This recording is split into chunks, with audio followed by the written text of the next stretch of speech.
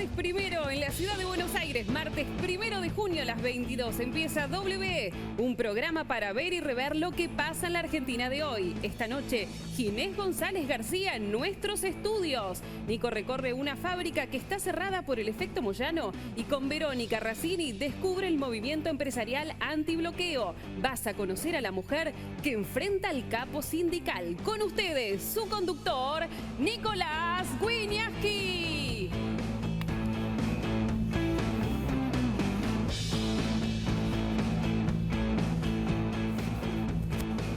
Bienvenidos a W, ver y rever. Hoy no te vas a poder despegar de acá. Mira esto. Yo tengo tanta tranquilidad de decir que en medio de la pandemia pude cumplir infinidad de las promesas que hice en la campaña. El desmanejo de la vacuna ha sido terrible, Juana, terrible porque aún hoy no sabemos por qué no tenemos las 13 o 14 millones de la vacuna Pfizer. Y se lo puedo decir mirando a los ojos a cada argentino y a cada argentina, con la tranquilidad de que todo el martirio que supone la campaña no nos hizo bajar los brazos. Todo el martirio que supone la campaña no nos hizo bajar los brazos. Yo intentaba a las 7, 8 de la noche cuando entraba a Olivos y gracias a la hechicera. Cada 2 semanas me tomo unos días de descanso, que no trabaje más allá de las 6, 7 de la tarde, que así es aquí. Yo me olvidaba, en ese momento cerraba todo, ponía Netflix. Y los abuelos y abuelas nuestras hoy tienen medicamentos gratis. ¿Y cuándo lo hicimos? En medio de la campaña. En medio de la pandemia, perdón.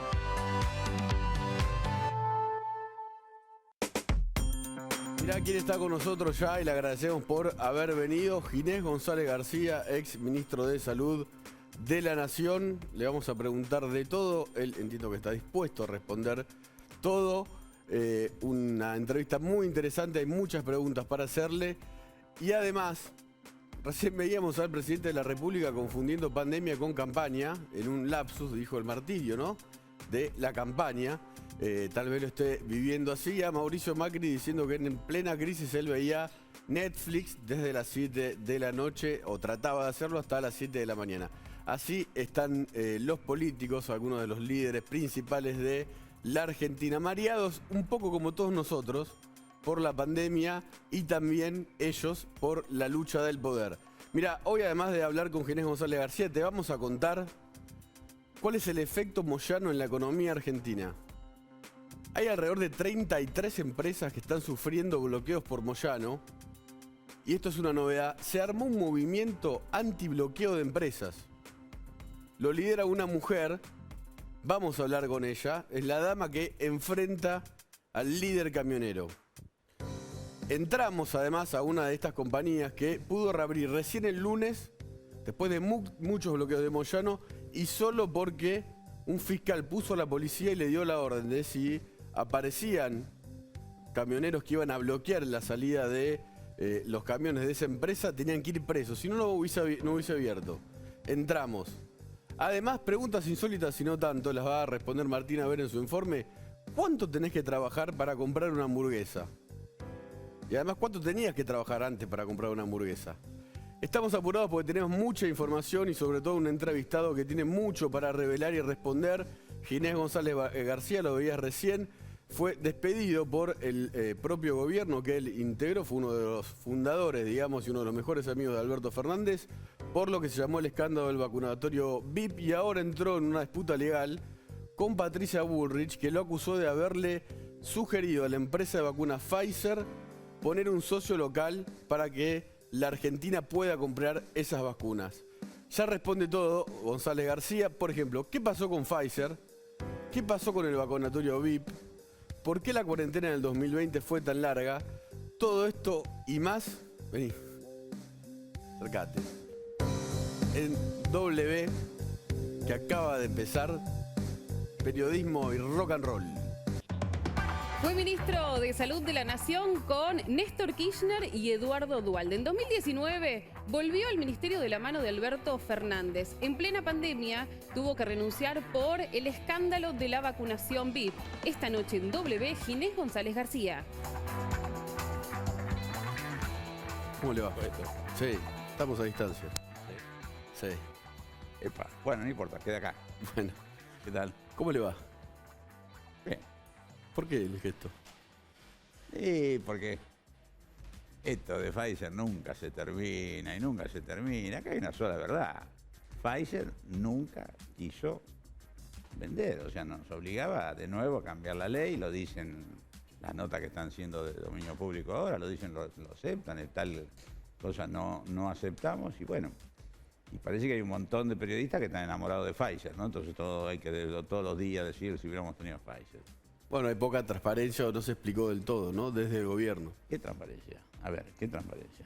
No, esa palabra no me gusta, vengo de un juicio contra... No, poca transparencia en la explicación, digo. No. Pero si todos explicamos, hay confidencialidad, no se está manteniendo la negociación. Pero claramente ellos... ¿Usted tiene la nota, no la nota esta de intercambio, la última de, sí, la tengo. De diciembre? La tenemos. ¿La puede poner?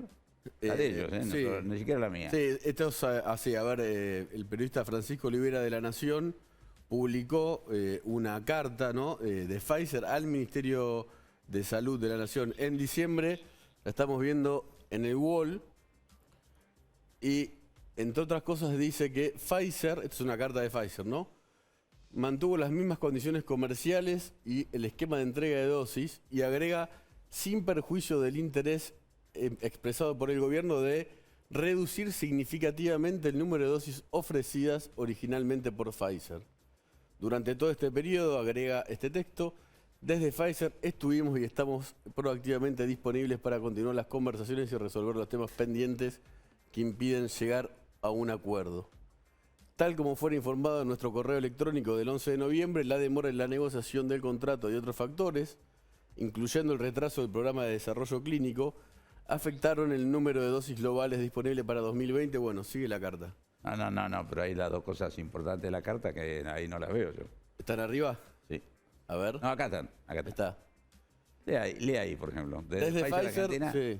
Reconocemos los esfuerzos hechos por el gobierno argentino para adaptar parcialmente, dice, el marco legal a las condiciones internacionales de contratación requeridas en este momento excepcional de pandemia. Sin embargo, tal como fue conversado con el subsecretario de Gestión Administrativa, 2 puntos siguen pendientes de resolución. El supuesto de negligencia como excepción a la indemnidad en la ley, la limitación de bienes que toman prácticamente imposible la ejecución de la indemnidad. Ahí están diciendo... ¿Qué significa? Que no firman. Que quieren eso y que no firman. Con esos artículos que se agregaron a la ley, con esas palabras en realidad, que no firman. Y no firmaron y no cambió hasta ahora. Estamos todos... Realmente la negociación ha sido larga, ha sido con toda la buena voluntad de nosotros. Ofrecimos que la reglamentación, ver si se podía hacer esto. Yo inclusive un poco me enojé. ¿Por qué me enojé? Porque si bien esto lo agregó, la ley se la hicimos para ellos y para otro laboratorio que medio pedía. Yo había hecho una decisión administrativa y dijeron, no, ley. Bueno, vamos a ir a la ley. Hablamos con el Congreso, mira, una ley rápida, por favor, necesitamos vacunas, nos exigen esto y lo otro. El Congreso actuó rápidamente, pero hizo un par de agregados que son estos que están ahí. Cecilia Moró agregó la palabra negligencia. Entonces, a partir de ahí, nunca nos dijeron nada. Siguió en el Congreso, se aprobó con gran mayoría en diputados, pasó al Senado, hablamos con el Senado para que la trataran rápido. En 2 semanas el Senado la aprobó. La ley salió, no nos dijeron nada, no nos dijeron nada. Y cuando la ley, que tiene un tiempo para ser promulgada, se promulga, 4 días después nos dicen, no, con este artículo no firmamos. ¿Cómo no firman? No, y entonces ¿por qué no lo dijeron antes? Que podíamos tratar de haber conversado con la Cámara con todo respeto, ver si esto, o al suma, proponerle al presidente que hubiera vetado parcialmente estos 2 artículos. Y este es todo el tema de entrada. Que digan que después, que más, que tenemos mucha. Claro, dicen que le habían ofrecido más y que el gobierno pidió menos. No, pero sí, a ver.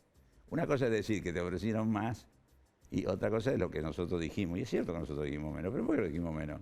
Porque decir, como dijeron, mientras todavía no firmaron, todavía hoy no firmaron, empezamos con 8 millones, y es cierto, terminamos con 3 millones, pero ¿por qué terminamos con 3 millones? Porque ya teníamos el contrato con los rusos, porque ya teníamos el contrato con AstraZeneca, 22 millones 400, con los rusos 20 millones, teníamos el contrato de COVAX, estábamos llenos de vacunas. Todavía, en realidad, en ese momento, obviamente, era una vacuna que, por supuesto, una vacuna que tiene mérito, pero tiene mucha dificultad. Menos 70 grados no es cualquier cosa para manejar una vacuna en una población global. Por eso redujimos ese número. Pero total, decir más o menos, en el fondo es medio una chicana, porque nunca vendieron, ni venden todavía. Ahora, Patricia Bullrich, usted le mandó una carta de documento para que se retracte por lo que dijo, que usted quería imponerle como un socio local a Pfizer. Ella ratificó sus dichos. Mira, a mí me puede decir cualquier cosa, me han dicho de esta manera, que envenenábamos a la gente con la vacuna. Lo que a mí me enojó y me sigue enojando es que habló de retorno. Y ahí se la vio seguir por todas las instancias judiciales, que diga lo que diga, no, porque ahora está hablando que sí, que explique tal cosa, no, que explique ella de dónde saca decirme a mí que acá y en cualquier país del mundo esto se llama retorno. Ese es el tema. Yo he tenido mucho aguante, han dicho cualquier cosa de mí, jamás me he quejado, jamás he hecho ninguna acción contra nadie, pero esto no lo admito. ¿Le propuso a Pfizer que tenga un socio local? No, Pfizer es un monstruo, que le voy a proponer yo un socio local. Nosotros lo que le dijimos a todos, hagan la experiencia de fase 3 en Argentina, porque tenemos buenos médicos, porque tenemos buenos laboratorios, porque la agencia regulatoria que es el ANMAT tiene prestigio internacional. Bueno, 11 laboratorios hicieron, o están haciendo todavía, porque algunos se terminaron, la fase 3 en la Argentina.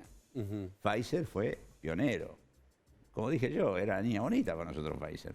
No porque tuviéramos ninguna cosa con Pfizer, sino básicamente porque venía primero. Es decir, iba a haber disponibilidad de vacunas antes que con otros proveedores. Porque ellos decían que en el último trimestre ya tenían la vacuna. Después se le empezó a complicar. ¿Se acuerdan que el propio Trump quería la vacuna antes de la elección y no la tuvieron? Con toda la presión que le metió. Bueno, todo eso es otro tema, pero sí, no la tenía la vacuna. Después que pasó la elección dijeron que habían tenido problemas de producción, que no podían producir eso. Pero nosotros siempre quisimos, no por nada especial con Pfizer. Y lo que le dijimos es eso. Y lo que dijimos sí, también, que si hubieran transferencia de tecnología sería bien visto. Y después las otras preguntas eran las de siempre. Che, ¿cuántas tienen? ¿Cuándo las tienen? ¿Y a cuánto las tienen? Esta es la verdad. Pero a cuánto las tienen ni siquiera nos inhibió, porque nunca hicimos problema porque una costara un poco más o un poco menos. ¿Y de transferencia de tecnología qué significa? Y nada menos que enseñarle cómo se fabrican las vacunas, a alguien, darle un poco el know-how de la fabricación. Eso genera desarrollo local, genera sustitución de importación y genera, obviamente, capitalización humana. ¿Eso lo aceptaba Pfizer? No lo sé, se lo dijimos, no lo aceptó ni no lo aceptó. Nosotros tenemos hay Biogénesis, por ejemplo, es una planta grande que sabe hacer esto, pero no lo aceptó ninguno. Ahora aparecieron otros que supuestamente van a hacer eso, ¿no? Yo no puedo decirle mucho más porque no estoy en esa negociación ni he sido informado. Lo mío es periodístico, esto último. Pero es bueno eso, porque realmente como uno avanza y crece, ¿no? ¿Y eso no sería que tenga un socio local? No me diga eso, porque socio es otra cosa, no me diga eso. No me diga eso. Te lo pregunto, no se enoje. No, digo, yo no me enojo, pero tampoco además era muy explícito, nos encantaría, los tipos no lo hicieron y nadie dijo nada. La mayoría no lo hizo además. Y ahí a todos le compramos, ¿no es cierto? No fue condición para nadie. Inclusive nosotros nunca negociamos, porque hubo algunos intermediarios que vinieron alguna vez y siempre la posición del presidente, la mía, pues solo negociamos con la casa matriz de las empresas o con los gobiernos, en el caso que sean los gobiernos los productores. ¿Podría contar eso de los intermediarios? Y venían a decir que tenían un contacto, que sí, que ya, que podría de esa manera ser más rápido. Hoy, la cantidad que hay, hoy todavía, la cantidad que hubo en todo el tiempo que yo estuve en la gestión, que los respiradores, que la ropa, que cualquiera que los reactivos, una cantidad impresionante. ¿Que era gente que ofrecía negocios reales? Claro, en esa locura. Pero nosotros mantuvimos esto y tratamos siempre de no negociar con los intermediarios, ¿no? Vamos a ver lo que dijo el director de COVAX, que habló. Ahora lo vamos a ver. A ver. Los países que se autofinancian tienen dos modelos, uno de compra comprometida y otro de compra opcional. Argentina es compra opcional, que entonces nosotros, antes de firmar un acuerdo con cada compañía farmacéutica, le damos la posibilidad al país de decidir si quiere que subemos a la demanda en ese acuerdo. Si el país dice que no, obviamente eso no significa menos que van a recibir menos dosis de nosotros, sino que no van a recibir ese candidato. Argentina es opcional, entonces antes de hacer cada acuerdo le preguntamos a la Argentina y a los países opcionales si quieren, si quieren acceder a esa vacuna. Y en el caso de Pfizer nos han dicho que no. No entendí qué dijo. Que en el caso de Argentina le ofrecieron desde COVAX tener acceso a la vacuna Pfizer y le dijeron que no. No, COVAX dijo, le compramos y le pagamos 9 millones. Y al día de la fecha entregó 1.900.000. Tiene un cara dura lo que está diciendo. Porque el incumplimiento de COVAX es para que el gobierno argentino le haga un lío a ellos. Ajá. Ahora, cuando venían y decían, porque alguna vez se habló, decían, miren, la más barata. Y es obvio que una vacuna que cuesta $10, decían en ese momento, después empezaron a decir 12, como la de Pfizer, contra 4, ¿qué le íbamos a decir nosotros? No, tráeme la más cara. Dijimos, tráeme la que tenga, pero preferentemente la que sea más barata. Pero vuelvo a decir, el incumplimiento fue absoluto de COVAX. Fue uno de los grandes incumpladores, más allá de todo lo que le rodea, y además ya se avisoraba, porque empezó todo el mundo a quejarse de que COVAX no funcionaba, que COVAX no había cumplido con lo que era su propósito por la OMS. En realidad ha sido, y esto lo digo yo, lo dice el mundo, ha sido un fracaso, porque se suponía que era el organismo distributivo con equidad de vacunas, y no lo está haciendo. Ahora, desde la Auditoría General de la Nación están diciendo que Argentina pidió menos vacunas de las que podía haber dispuesto de COVAX. Vuelvo a decir, pedimos 9 millones, todavía nos dieron 1.900.000, como 7 meses después. ¿Y cuál es la razón de qué hubiéramos ganado? Y además no nos olvidemos que es un tablero donde había la idea de pedir de acuerdo con las necesidades. Entonces ya teníamos COVAX, 9 millones, AstraZeneca, 22,5 millones, Sputnik, 20 millones. Teníamos una cantidad de vacunas que tampoco era para... De hecho, el problema que hubo, lamentablemente parecido al de todo el mundo, pero bueno, en el caso nuestro es que se retrasaron. ¿Y por qué no llegaron? ¿El gobierno argentino incumplió en algo? No. Pero no, hicimos a veces hasta cosas... Yo dije por ahí medio como indigna. Sí, ¿lo podría ampliar? Qué sé yo, que firme el presidente. ¿Cómo que firme el presidente? Si la ley dice que firme el ministro. No, que firme el presidente. Entonces, todo así era. ¿Pero eso es indigno que firme el presidente? Y si la ley dice una cosa y ellos la quieren cambiar, ¿qué es eso? ¿Qué es eso? Si dicen que si no tiene esto, después de todo lo que nos comportamos con ellos, que le dimos todo, los ciudadanos, la ampliación de la experiencia de fase clínica, el hospital militar, el beneplácito del presidente de entrada, el seguimiento, y después salen con una cosa empacados en que si no es esto, no te vendo. No, eso no cambió, lo que no cambió nunca es eso. Ahora, ¿y por qué hay tanta insistencia, no? Desde la oposición que dicen tener información de Pfizer. Pregúntele a su colega, amigo mío, y a la oposición. Es una especie de... Primero hicieron como un buen lobby, porque hicieron como un enamoramiento. Me pongo de Pfizer o si no, nada, porque me envenena. ¿Se acuerdan? Bueno, no sé si fue un lobby. Algunas personas bueno, ¿cómo hicieron tan buena cosa, no? Bueno, porque faltaron vacunas, ¿no? Hay que entender eso también. Una parte cuando de la había vacunas, cuando había vacunas, en enero tuvimos que salir a mostrarnos vacunándonos con la Sputnik, porque todo el mundo, a mí y al presidente nos acusaron de que estábamos envenenando a los argentinos. No, se decían cosas, no era que era espontánea la cosa que sucedía. No, nada, duro.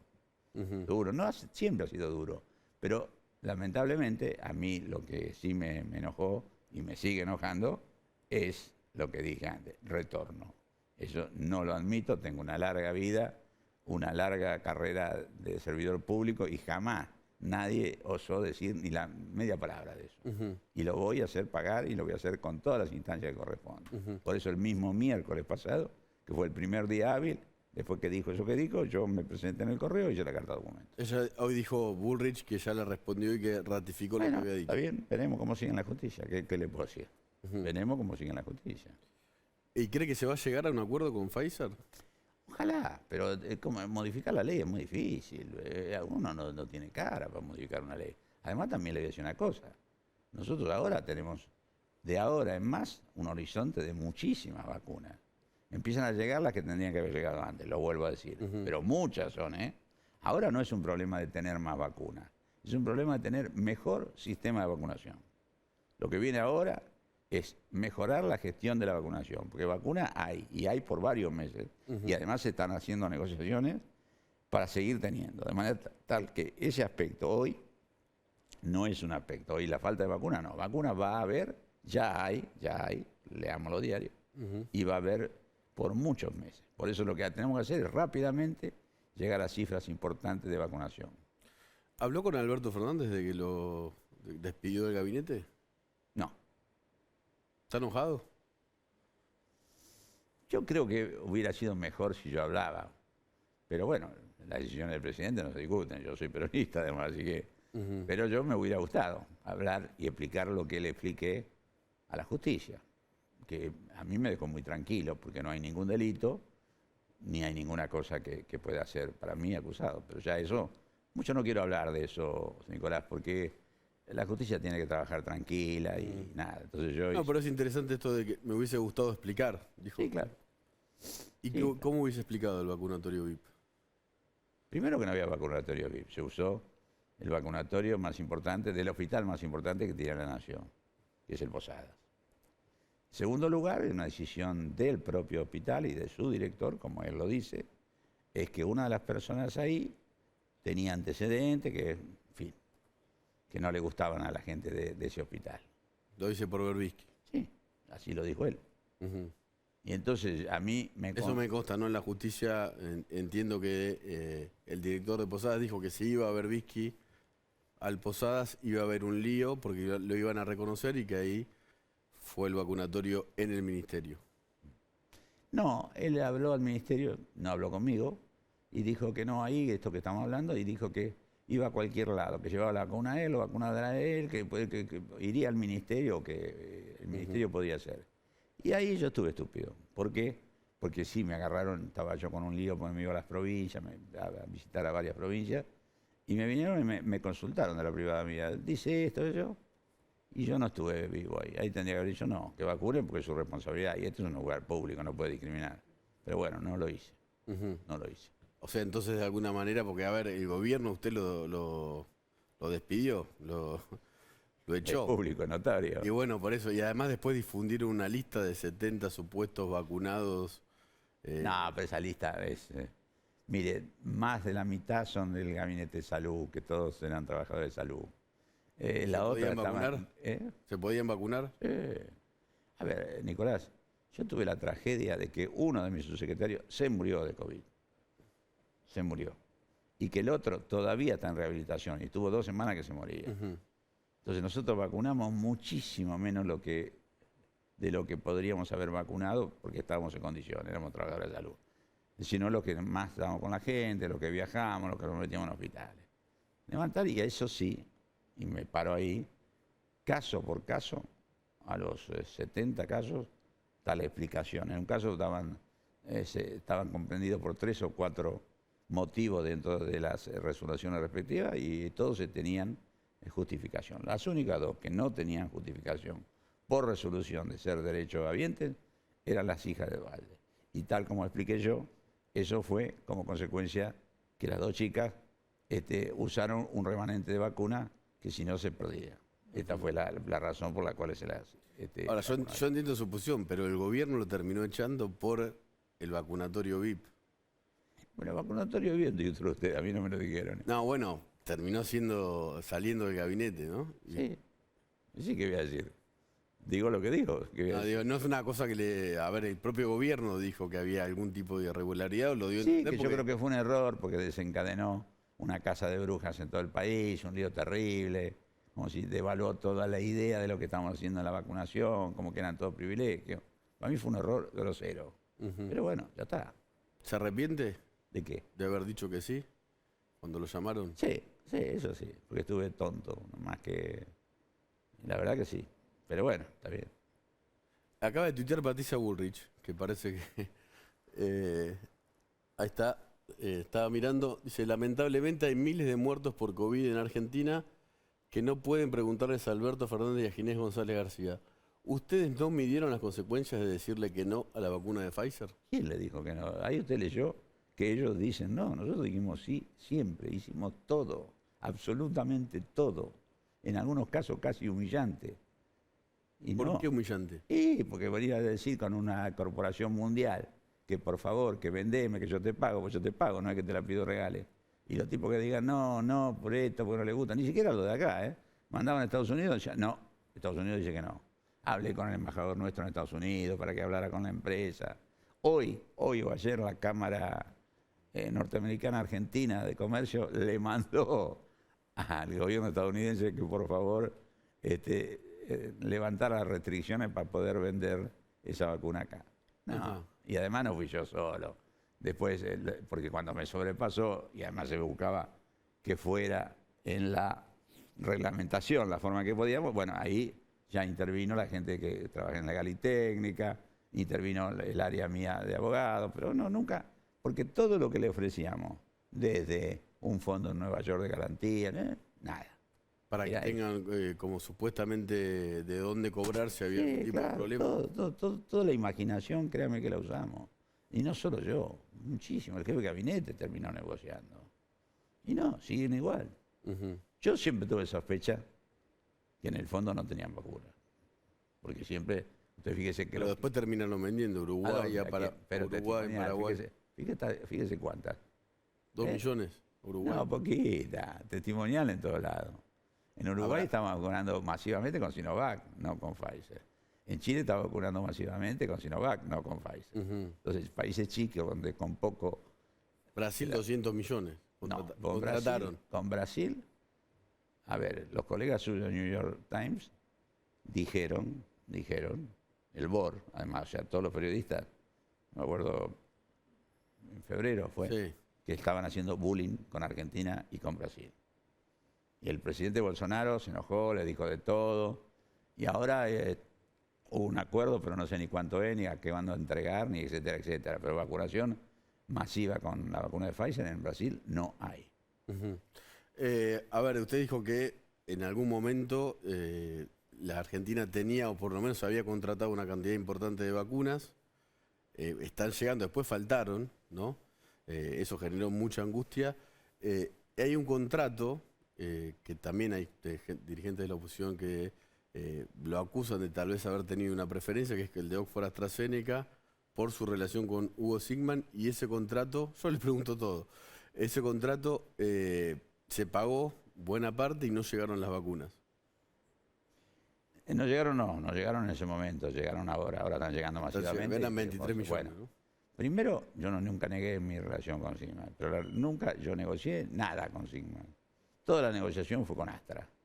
Y de hecho, la firma de los dos fue con el CEO de Astra. Porque nosotros, como le dije antes, o con el CEO del laboratorio mundial o internacional, o con el gobierno. Así hicimos todas las negociaciones. No hubo nunca ningún intermediario de ningún tipo. Ujú. Además, si usted es funcionario público y tiene una vacuna que vale 4 y otra que vale 10, no es tan fácil eso de porque no hace, ¿no? Es decir, uno tiene, 4 valía la de AstraZeneca. por supuesto, varía y vale.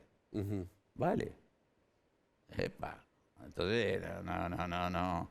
Hay que cuidarse. ¿Por qué? Porque AstraZeneca, y eso la convierte para mí en un enemigo económico y también político, hace una cosa que no hacen los otros. ¿Qué hizo? Decidió Oxford, dueño de la patente, no cobrar royalties. AstraZeneca, no cobrar la gestión de la vacuna en todo el mundo. Y todos los fabricantes, supuestamente, por lo gozo, y así sale el precio, no cobrar nada más que lo que les cuesta hacerla. Esa es la razón por la cual hay una vacuna de $4 y hay otra que valen $37 como Moderna. No es fácil explicar como funcionario por qué compré esta y por qué no compré la otra. Ujú. Lo que pasa es que no llegaron las de Oxford. Y ninguna llegó. No llegó Kovac, este señor que dice, y quería vender más y no lo dejaron. No entregó la que tenía que entregar. Ujú. Yo, en realidad, sí, la verdad, no estoy, pero le haría un juicio a este muchacho ahora. ¿Al de Kovac también? Sí, que y resulta que tenía que entregar 9 millones, entregó 1.900.000, estamos esperando varios meses de retraso, de los peores retrasos. Le pagamos muchísimo a Kovac, de toda la cosa, a la que más porcentualmente le pagamos, y nada. ¿Y por qué se instaló y la auditoría está diciendo que de Kovac se pudo haber pedido más y no se pidió más? Pero vuelvo a decir, yo si no, ¿qué tiene que ver? Yo no estaba, Yo ya tenía dudas de COVAX. Le compramos mucho para lo que ya se decía de COVAX. Porque eran los laboratorios los que estaban restringiendo. Que o sea, efectivamente se podría haber comprado más, pero le compraron menos porque no estaba entregando. No, porque ya teníamos dos. Le compramos 9 millones, no es poco 9 millones. Se podría comprar 9 o me parece que 18. Eran los dos. Bueno, es el doble. Además, vuelvo a decir, dentro de ese marco donde estábamos cubriendo a la población con compras muy grandes, porque también en esto es bastante fácil hablar ahora de por qué hiciste eso tal día. Ese día no sabíamos quién terminaba primero, quién iba a tenerla, quién iba a aprobar lo que hay que aprobar, cuando hacíamos las negociaciones. Usted piensa que las negociaciones, nosotros empezamos en julio, pero la mayoría de los contratos que firmamos los firmamos en octubre. No había ninguno que hubiera aprobado, ninguno. O sea, eso se lo contó Jorge Fontevecchi en una entrevista el fin de semana. Cuando firmaron los contratos con algunas vacunas, no sabían si esas vacunas iban a funcionar. Fue muy a riesgo, muy a riesgo. ¿Y alguna no funcionó de los contratos firmados? No, que yo sepa, no, felizmente no. Pero hay algunas internacionalmente, laboratorios importantes, que no han logrado. Esperemos que no sea demasiado. Y algunas no lograron niveles de inmunidad importantes. Por ejemplo, ¿cuáles? No importa. ¿Sinopharm? No, Sinopharm tiene niveles de inmunidad altos. Todas pasan los 50. Pero es importante porque se está vacunando la gente tal vez. En Argentina no hay ninguna. Si quiere que le diga eso, bueno, le digo eso. En Argentina no hay ninguna. Pero hay unas que no. Pero igual, más allá de 50, está bien. Cualquier vacuna que tenga más allá de 50. Y efectivamente las que estamos usando nosotros están muy arriba de eso. Muy arriba. Por eso la primera dosis, como se está haciendo, es una gran estrategia. Hay que hacer cobertura rápida y este mes, créame, empieza hoy, va a ser un mes muy bueno porque tenemos que masificar. Mi preocupación y lo que hablo con los ministros, porque sigo hablando, y con los gobernadores, vacunar. Así que, todo lo que sea ampliación de la capacidad de vacunación va a ser poco para la disponibilidad de vacunas que hay. Ajá. ¿La Argentina tiene un sistema de vacunación eficiente? Esto se va a mejorar con esta vacuna además. ¿Por qué? Porque Astra tiene otra ventaja, no es solo el precio, es la heladera. Entonces, en un país tan extenso como la Argentina, que se pueda conservar en la heladera, no es lo mismo que menos 18 o que hubiera sido menos 70 con Pfizer. Entonces yo creo que el ritmo, además de todo el impulso que hay que darle, va a acelerarse. Hoy creo que entramos en otra etapa, lo deseo. Y también creo que todos los ministros provinciales y los gobernadores lo quieren. Con lo cual, y los argentinos, la gente quiere vacunar. Claro, la gente, le hago obviamente todas las preguntas porque hay mucha gente que se angustió mucho y se enojó mucho con el tema del vacunatorio. El propio gobierno lo terminó despidiendo, echando de su cargo a usted sin permitirle, como usted está diciendo, que pueda explicar qué es lo que pasó. Y después se retrasó, ¿no? El presidente prometió 20 millones de vacunados para... ¿Qué quiere que diga el presidente si tiene contratos firmados que no cumplen? ¿Qué vamos a decir? Yo decía, che, ¿estarán cumpliendo? Sí. Firmado, firmadito, todos. Porque si va uno, pero no, todos. Absolutamente todos. Acá y en todo el mundo, ¿eh? ¿Y eso no fue un apuro que tal vez generó una esperanza visto con respecto? Sí, uno quiere ser optimista siempre y tomó tanto recaudo, negoció con tanto, compró tanta para que hubiera de todos lados, con tantos proveedores, que a mí también me sorprendió la demora. Y las causas son distintas, pero toda causa. La India, hicimos un contrato, nos mandaron la primera remesa y después explotó la India y nunca más, ni me devolvieron el contrato firmado. Mandaron 580.000 dosis y después nada. No, tampoco no es tan fácil que ahí uno va al supermercado y agarra esto. No es tan simple. No es tan simple. ¿Habla con Bisotti? Porque dijo que hablaba con todos los ministros. Sí. ¿Sí? No quedó enojado con ella porque... No, sí, un equipo que armé yo bastante, no. ¿Y qué le parece la gestión de Bisotti? ¿Quién? La gestión de Bisotti. Eso está bien. ¿No quiere que me pelee yo, no? No, estoy preguntando, no. No soy tipo de crítica. Cuando está sentado en el sillón es difícil. Y la verdad que esto de cuando se van del sillón salen todo el día a criticar. Cuando Con eso está dolido, ¿no? ¿Con quién? Con esa situación. Siempre me disgustó mucho, qué sé yo, los tipos que no vacunaron, que dejaron vencer la vacuna, que tuvimos epidemia de sarampión, que pasó lo nefasto que fue, son los oráculos que están todo el día en televisión, hablando de lo que hay que hacer. Eso no, eso es. Bueno, la propia gente también no esperó vacuna con los anuncios oficiales, ahora quiere saber qué pasó. Mira, con Pfizer. Nicolás, más difícil que ser un buen ministro es ser un buen exministro. Y yo siempre lo he sido. ¿Cómo es eso? Nada, ser cuidadoso en lo que uno habla, no despotricar porque no está más. Las cosas que uno tiene que pensar en función de una situación, siempre, pero mucho más una situación de una pandemia nunca conocida, dificilísima, donde no hay libreto ni libretista, donde todos se confunden, donde realmente lo que parecía que iba a pasar no pasó, donde países mucho más poderosos que nosotros se les complicó muchísimo. Nosotros además empezamos todo esto con un, a ver, Nicolás, con un sistema de salud destrozado. Entonces, realmamos el sistema de salud, hicimos 0.7 del PBI contra mucho menos de la mitad de eso, compramos respiradores, se nos metimos al sector público, al sector privado, hicimos equidad en acceso a respiradores.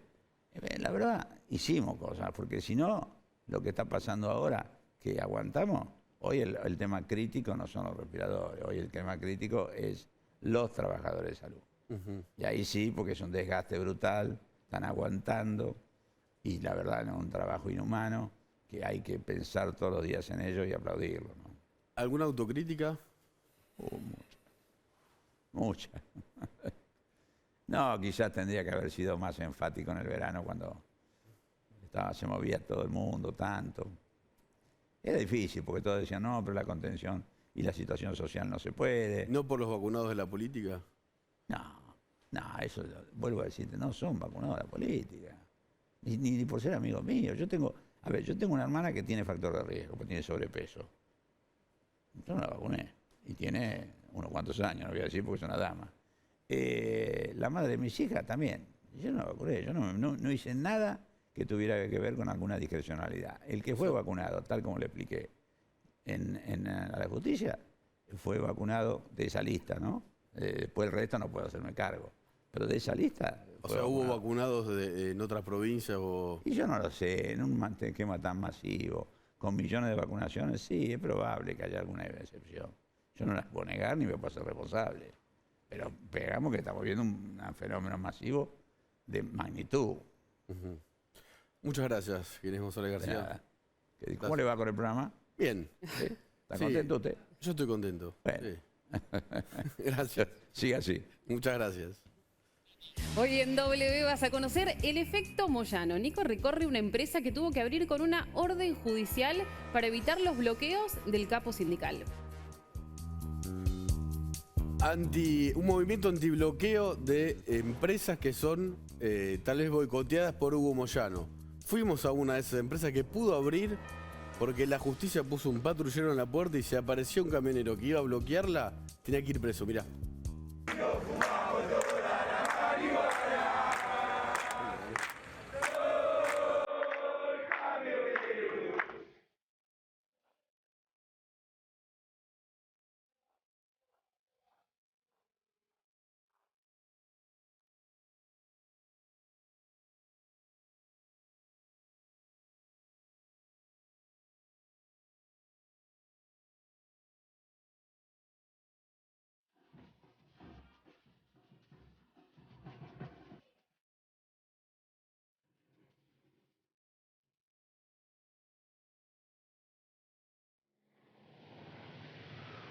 Estamos en el barrio Olimpo, en Esteban Echeverría, y vamos a tratar de entrar a una empresa de las 33 en la Argentina que hoy están sufriendo lo que se podría llamar el efecto Moyano.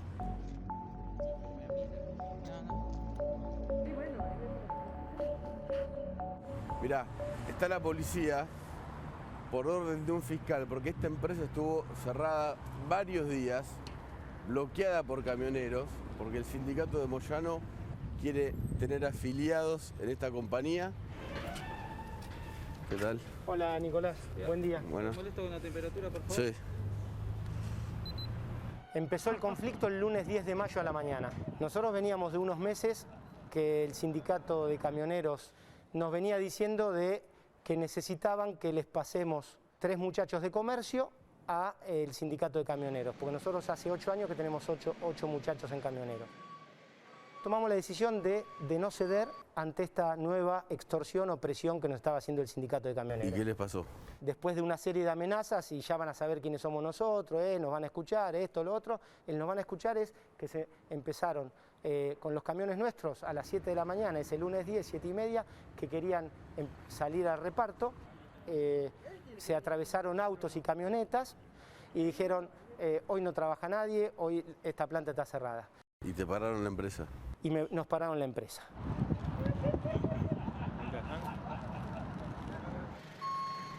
Estábamos por salir al reparto y bueno, se me acercó un muchacho, me dijo, mirá, hay un problema con los compañeros, un problema gremial, acá no entra ni sale nadie.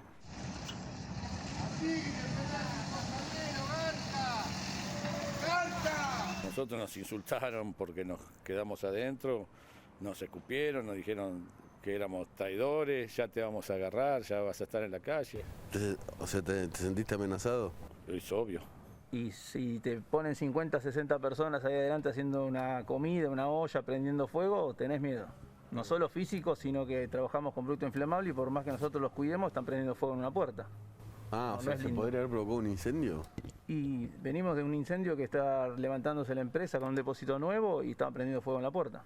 El año pasado sufrimos un incendio de ese depósito que lo tuvimos que, por lo que fue el incendio, perdimos una gran parte de nuestro capital de trabajo, lo tuvimos que demoler todo y lo volvemos a reconstruir, porque lo que nosotros queremos es trabajar, lo único que nos enseñó nuestro padre es trabajar y darle para adelante y contratar más gente.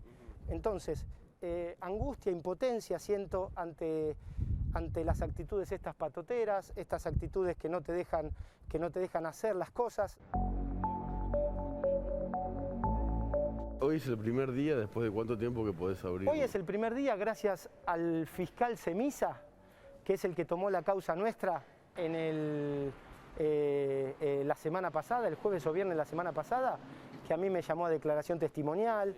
Y gracias al fiscal, hoy tenemos el patrullero y podemos estar ¿Después abriendo. de cuánto tiempo, digamos, 3 semanas? De 3 semanas. ¿Vos tenías miedo? ¿Tenés miedo? Al principio es una cosa distinta, es un temor que te agarra. Tomamos la decisión de seguir acá y vamos a seguir acá. La empresa, cuando falleció nuestro padre hace 20 años, se cumplieron hace unos meses 20 años, no cerró.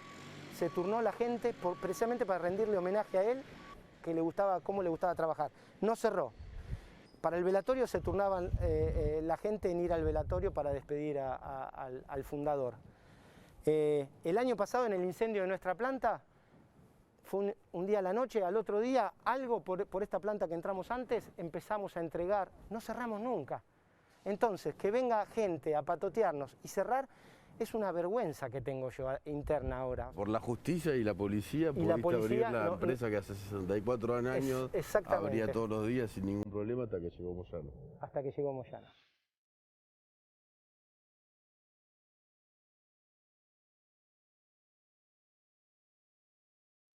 ¿De qué club sos hincha? De Chicago. Algo fanático. Y de camionero no, de club camionero. No, gracias, paso. Prefiero elegir yo.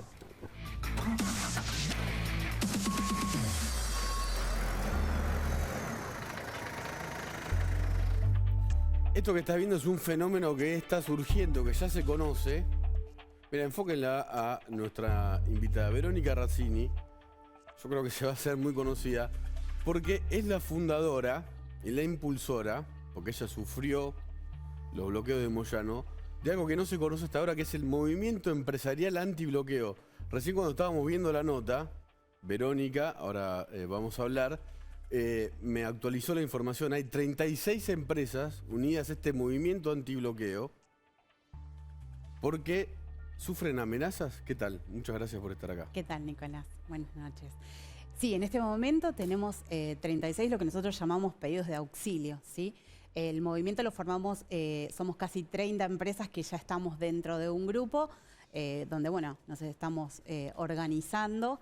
El movimiento intenta hacer una red de ayuda entre empresarios a lo largo y a lo ancho del país, porque, bueno, hay empresas del sur, del norte, bueno, muchísimas de Buenos Aires también, muchísimas de Santa Fe, que bueno, tratamos de ayudarnos ante el sufrimiento del bloqueo sindical extorsivo. ¿Sí? ¿Quién es usted? Porque de golpe aparece una mujer que se enfrenta, ya lo hicieron muchas personas, ¿no? Por ejemplo, Patricia Bullrich, a Moyano. Sí, en realidad, o sea, mi caso puntual fue en la provincia de Santa Fe. No me enfrenté a Moyano, sino que me enfrenté a Sergio Aladio, que sería, nosotros le decimos como el llanero solitario, ¿no? Que le sacó una parte del sindicato a Moyano, pero en realidad nosotros... Copió los métodos, digamos. Claro, exacto, utilizan los mismos métodos. Nosotros lo que intentamos es pelearnos contra o sea, disrumpir un sistema, ¿sí? Esa es la idea. El bloqueo sindical extorsivo es un método que utilizan todos los sindicatos. No sé, hay algunos que no, ¿sí? Seguramente la gran mayoría no. Exacto, pero hay otros que sí. Y no son solamente el sindicato de camioneros, sino que son muchos, ¿sí? Lácteos, o sea, nos vamos encontrando con un montón en el camino. Pero todos tienen la misma metodología, ¿sí? La de la amenaza, la de la extorsión. ¿A usted la amenazaron, la extorsionaron? Sí. ¿Qué empresa tiene? Exacto. Nosotros estamos en el rubro construcción, nosotros tenemos 3 empresas. ¿Construcción qué tiene que ver con Moyano? ¿Cómo? ¿Qué tiene que ver Moyano con la construcción? No, digamos, camioneros. Bueno, pero lo que pasa es que a lo largo de los últimos años, Camioneros va a los corralones de materiales para la construcción y dicen que como vos tenés camiones repartiendo materiales para la construcción, tenés que pasar a Camioneros, porque ellos tienen la logística y a pesar de que vos estás encuadrado en empleados de comercio, donde está perfectamente tipificado que vos repartís tu mercadería, pero bueno, ellos dicen eso, dicen que la ley no les interesa y te amenazan, te extorsionan y te bloquean para que a vos no te quede otro remedio que ir al Ministerio de Trabajo de las provincias, donde ellos tienen todo perfectamente organizado para obligarte a que, digamos, de motus propio firmes y homologues un acuerdo diciendo yo quiero pasar a mis empleados al sindicato de camioneros. ¿Y usted lo hizo? No, no lo hice. ¿Tiene miedo? No, creo que con el tiempo perdí el miedo. Pasé por diferentes etapas, pero justamente este movimiento se trata de inspirar y de invitar a la gente a que pierda el miedo. Hay que perder el miedo. ¿Hay más empresas entonces que están sufriendo este efecto? Hay muchísimas y estoy segurísima que no todos nos están llamando. O sea, esto es todo muy nuevo, surgió hace muy pocos días. El efecto ha sido impresionante. Por 2 notas que dimos, tuvimos 180 mails, recibimos en 2 días. O sea, una locura. Y de todo el país, no es solamente de un sector o de un área, ni siquiera es respecto de un sindicato. Por ahí vos decís Moyano, la mayoría son de Moyano, pero tengo de todo. O sea, tenemos muchísimas situaciones diferentes. Pero bueno, las metodologías son siempre las mismas, ¿sí? Y la realidad es que esas metodologías van contra la ley. La ley, como estábamos viendo el clínico el día que ampara. fuimos. Un fiscal puso repito, esto lo vimos en la nota, un patrullero en la puerta con la orden de si aparece otro camionero bloqueando la empresa, tiene que ir preso. Lo que Ignacio consiguió en 2 semanas, Ignacio fue el primer llamado de auxilio que nosotros recibimos en el movimiento y bueno, o sea, somos todo un equipo, ¿no? No soy yo sola. Hay, bueno, abogados. Bueno, está Florencia que me acompaña. Exacto, desde el inicio, que fue un poco la que inició todo esto. Pero, bueno, en el primer llamado que recibimos fue el de Ignacio. Bueno, vamos observando siempre la misma metodología y, bueno, ante eso vamos asesorándonos, nos vamos acompañando. Y vamos buscando un camino también y sí entendemos que estamos en un momento bisagra donde el empresario pyme no da más, estamos cansados, ya no tenemos más fuerzas y decimos basta, hasta acá llegamos, no vamos a permitir que nos cierren. Acuérdense de Verónica Razzini, que acaba de empezar el movimiento empresarial antibloqueo, no solo por Moyano, sino también por otros sindicatos. Muchas gracias. Gracias a vos. Quédate porque ya volvemos con el informe de Martina Vera y cuánto cuesta o cuánto te cuesta comprar una hamburguesa.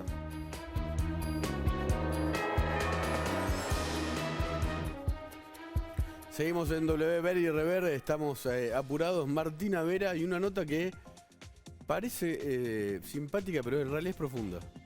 Es bastante profunda, Nico, y la verdad es una de las cosas que más me sorprendió al llegar a la Argentina, ¿no? Esa palpitación que uno siente a medida que llegas a fin de mes, ves tu cuenta bancaria y te das cuenta de que el salario que te alcanzaba ayer, hoy simplemente no te alcanza para llegar a fin de mes. De eso, más o menos, va lo que te traje hoy. A ver, hamburguesas. Inflación por Martina Vera.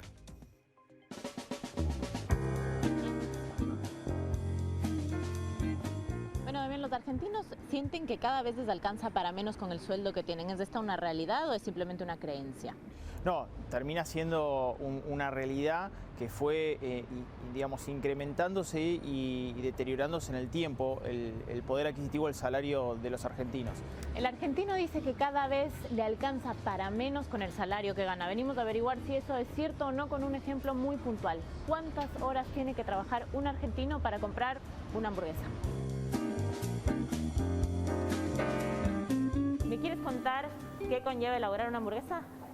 Sí, más o menos lleva unos 2 o 3 minutos entre que mezclas los blends de carnes. Ahí tenés más o menos una cocción de unos 8 o 9 minutos. Y ahí va la parte de los panes, donde ya se condimenta y se saca el producto. Ok, un poco más de 10 minutos. En total son unos 10, 12 minutos. Más o menos, ¿cuánto calculan de su sueldo que se va en una hamburguesa? No quiero pensarlo. Ahora en Argentina está difícil. Primero hay que conseguir trabajo. Si tomás un parámetro que es la paridad de poder adquisitivo del salario mínimo vital y móvil de los argentinos versus el resto de la región y consideramos cuántas horas tenemos que trabajar para comprar diferentes bienes, por ejemplo, en el caso de una hamburguesa, hoy un chileno tiene que trabajar 2 horas 13 minutos para comprarse una hamburguesa, en el caso de un argentino tiene que trabajar 3 horas 35 minutos. Hay una diferencia muy importante porque el poder adquisitivo para comprar el mismo bienes por parte del argentino respecto del resto de América Latina nos posicionó en casi el anteúltimo lugar de América Latina. Si te digo que tienes que trabajar casi 4 horas al día para poder comprarte una hamburguesa, ¿qué me dices? Qué mal estamos. ¿Te parece que la relación de horas trabajadas se condice con lo que estás comprando? No, ni un poco. Uno trabaja muchísimo y es poco lo que se puede alcanzar con lo que gana. Tenemos que tomar en consideración que hoy un salario mínimo en Argentina es aproximadamente unos $150. En el año 2015, con una apreciación del tipo de cambio, envío era $600. Pero quizás lo más dramático que le viene pasando al ingreso de los argentinos, y si lo tomás en el tiempo, ¿cuándo se creó el salario mínimo vital y móvil? Se creó en el año 1964. ¿Cuánto era en aquel momento? $380. ¿Y cuánto es hoy? Más de 60 años después, $150. O sea, pasaron 60 años y los que hoy cobran un salario mínimo vital y móvil medido en dólares es muchísimo menos que lo que compraban hace 60 años en el mismo país, ¿no? ¿Cuál sería un buen salario hoy por hoy en la Argentina? Sin hijos, yo creo que entre 40 y 60. ¿Y para qué te tiene que alcanzar eso, digamos? ¿Consideras que ganas bien? Ok, ¿qué cubro con esto? Alquiler, servicios, comida, teléfono y alguna que otra salida hacia comer afuera, algún mínimo lujo. Si vos tenés que necesitar 3 horas 35 minutos para comprarte una hamburguesa y tenés una familia tipo y por lo menos para darle de comer a una familia que coman 4 hamburguesas, vas a necesitar 12 o 14 horas de trabajo. Si trabajabas 8, vas a tener que trabajar 14 para poder darle la misma cantidad de hamburguesas a tu familia. Hasta llega un momento que viene la restricción del gasto, es un ajuste del sector privado. El hogar se tiene que ajustar, ya no puede comprar 4 hamburguesas. Tiene que mantener su familia con 2 hamburguesas y dividírsela en porciones. Eso es reprimarizar la calidad de vida del bienestar de ese hogar, que en definitiva, en relación a horas, no llega a cumplimentar lo básico para satisfacer sus necesidades. Ahora, si yo quiero comprar una hamburguesa para mí sola y gano el mínimo, tengo que trabajar 3 horas y 35 minutos aproximadamente. Pero si soy una persona que está en la informalidad, y más del 50% de los argentinos lo están, probablemente tenga que trabajar muchísimo más para comprar una hamburguesa. 3 horas 35 promedio para comprar una hamburguesa de trabajo por día. Si sos una familia un poco numerosa como la mía, es 12 horas. Es impresionante, Nico. Además que, bueno, la tuya es una familia de 5, pero supongamos que tienes una familia tipo, 2 adultos y 2 chicos. Tú trabajas 8 horas, tienes la suerte de trabajar 8 horas, tendrías realmente el equivalente a 2 hamburguesas y medio, más o menos. Tienes que partir las hamburguesas y en una sola comida para toda la familia. Más allá de eso, igual, Nico, también me pongo a pensar en esta situación y la realidad es que yo siento que el argentino todos los días firma cheques en blanco, porque el que tiene la suerte de generar ingresos mensuales y saber cuánto va a tener en su cuenta, no tiene la suerte de saber cuánto va a gastar. Entonces, da cheques en blanco por la inflación constantemente para pagar alimentos, para pagar escuelas, para pagar gasolina, pero no sabe cuánto le va a terminar costando. Y hamburguesas. Y hamburguesas.